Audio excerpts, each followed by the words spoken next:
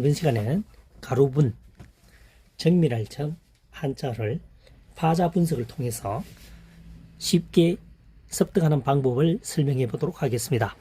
살미자죠. 살미입니다. 나눌 분이죠. 살을 계속 나누게 되면, 살을 계속 쪼개게 되면 가루가 된다는 얘기입니다. 그래서 가루분자가 되겠습니다. 분쇄, 분쇄하자 용어를 많이 쓰죠. 분쇄, 가는 거죠. 그 다음 정밀할 정자입니다. 살미, 풀을 청이죠. 살을 도정을 통해서 풀게 한다는 것은 굉장히 정밀해진다는 얘기입니다. 다시 말해서 살, 벼를 10분이라고 했을 때 깎으면 깎을수록 어떻게 됩니까? 살 알은 작아지고 빛은 흰빛으로 나게 됩니다. 그래서 정밀해진다는 얘기죠. 정밀할 정자가 되겠습니다. 가루분, 살미, 나눌분. 살을 계속 쪼개고 나누면은 나중에는 가루가 된다는 얘기입니다. 그래서 분쇄, 정밀할 정, 살미, 풀을 청. 살이 풀어도록 도정을 하게 되면 또렷해진다는 얘기입니다. 정밀할 정, 또렷할 정 되겠습니다. 또렷하게 흰색으로 가까워진다는 얘기겠죠. 정미, 분쇄, 가루분. 살을 계속적으로 쪼개면 나누면 가루가 된다는 얘기죠. 정밀할 정입니다. 살미, 풀을 청. 살의 색깔이 푸른색을 띠게 된다는 것은 도정을 계속 한다는 얘기겠죠. 그래서 뚜렷한 흰색으로 나타냅니다. 그래서 정밀할 정, 뚜렷할 정 하면 되겠습니다. 정밀, 정미, 분쇄 이렇게 되겠죠. 이번 시간에는 빛날화, 마칠, 필 한자에 대해서 쉽게 학습할 수 있는 방법을 설명해 보도록 하겠습니다. 빛날 화자가 굉장히 복잡하게 보입니다. 그러나 파자 분석을 하면 쉽게 기억 저장할 수가 있습니다. 풀초, 하나일, 다시 풀초, 하나일, 맨 아랫부분이 열십이 되겠습니다. 그래서 이것을 풀을 해보면 풀 하나, 풀 한 포기는 10월이면 화려해진다. 빛이 난다는 거죠. 그래서 여기서는 단풍을 상상하시면 되겠습니다. 단풍. 10월이면 단풍을 맺게 되죠. 그래서 풀 한 포기가 모두가 생물은 10월 되면 절정을 이룬다는 얘기입니다. 그래서 빛날 화, 화려할 화가 되겠습니다. 우리가 많이 사용하는 것은 화촉이죠. 결혼식 할 때 화촉. 마칠 필입니다. 밭전이죠. 밭전. 풀초입니다. 하나이죠.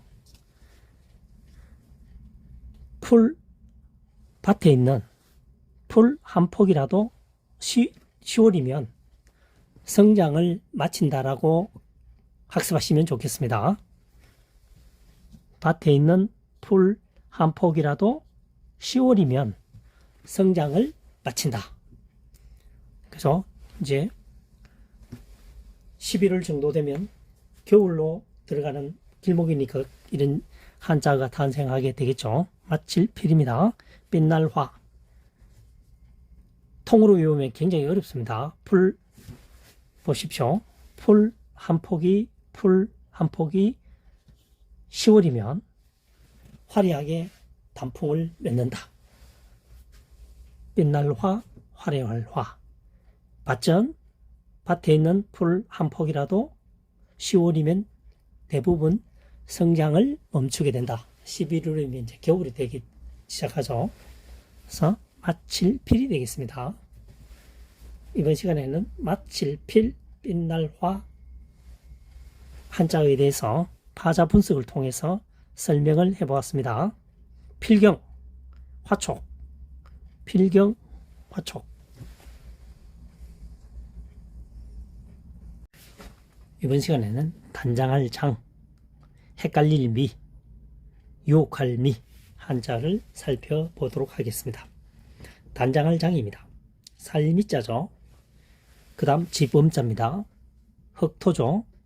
집에 흙을 이용해서 살처럼 가늘게 해서 가루를 만들어서 뭐한다? 단장을 한다는 얘기입니다. 사람을 비유하면은 여자분들이 화장을 하는 것과 유사하죠. 여기서는 집을 짓고 있는 부분에서 마무리 작업을 한다는 얘기입니다. 치장하다. 현재는 페인트를 사용하지만 과거에는 횟가루를 이용했습니다. 다음 헷갈릴 미자입니다. 살미자죠. 갈착입니다. 보시다시피 살 모양은 거의 비슷합니다. 그래서 흐트러지게 되면 처음에 내가 생각했던 그 살을 찾기에는 굉장히 헷갈리죠. 그래서 헷갈릴 미자가 되겠습니다. 살이 가버리면, 살이 움직이게 되면 헷갈린다는 얘기죠. 처음 봤던 동일한 살을 선택하기는 헷갈린다는 얘기입니다. 헷갈릴 미자가 되겠습니다. 단장할 장, 살미, 지범, 흙토. 살가루처럼 얇게 해서 집에 흙을 바르니까 그것은 단장을 한다는 의미가 되겠습니다. 현재는 페인트를 칠하지만 과거에는 주로 횟가루, 돌을 잘게 부수어서 칠했다는 얘기가 되겠습니다. 헷갈릴 미, 살미, 갈착. 살이 어떤 충격에 의해서 가버리니까 내가 처음에 지정했던 그 살을, 동일한 살을 찾는다라고 하는 것은 굉장히 헷갈린다. 크기가 거의 비슷하고 모양이 비슷하니까요. 헷갈릴 미, 미로, 사랑의 미로, 미로, 출구를 찾기가 조금 힘든 그런 부분을 미로라고 하죠. 헷갈릴 미, 단장할 장, 치장, 미로 되겠습니다. 단장할 장, 살을 살가루처럼 작게 가서 흙을 이용해서 집에다가 단장을 한다는 얘기입니다. 마무리 부분이 되겠죠. 치장, 헷갈릴 미, 살이, 살미, 갈착. 살이 충격에 의해서 또는 어떤 주위 환경에 의해서 움직여 버리니까, 가버리니까 똑같은 살을 찾기는 쉽지가 않다. 헷갈린다. 헷갈릴 미자가 되겠습니다.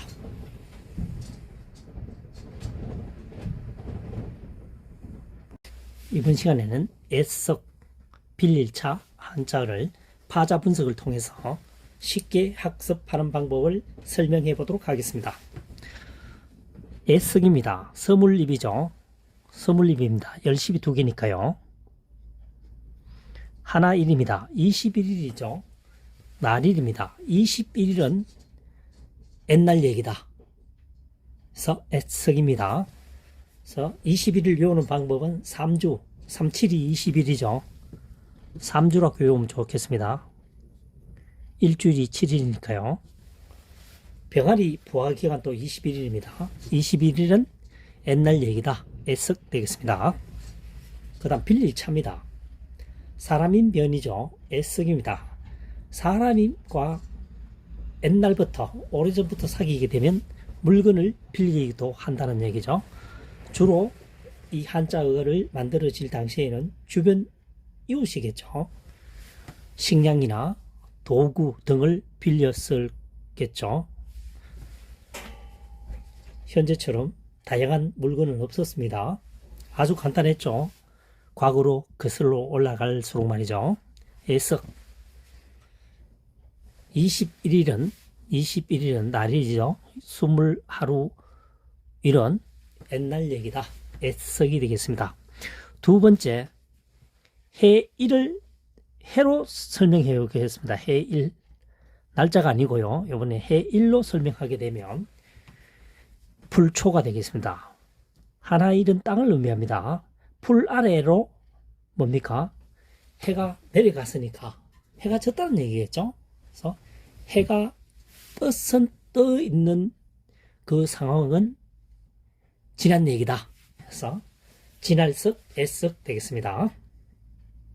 빌릴 차. 사람인 변에 사람인 변이죠. 똑같은 할자는 사람인입니다.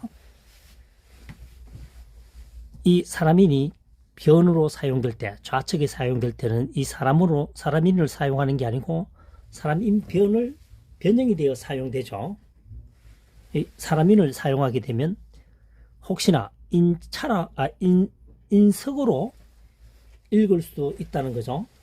사람인 변으로 확실하게 구분하기 위해서 사람인 변으로 사용하게 됩니다.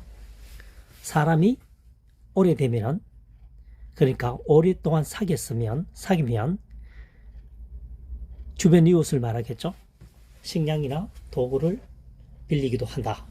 전혀 모르는 사람에게 식량이나 도구를 빌려줄 턱이 없겠죠. 그래서 빌릴 차자가 되겠습니다. 차용.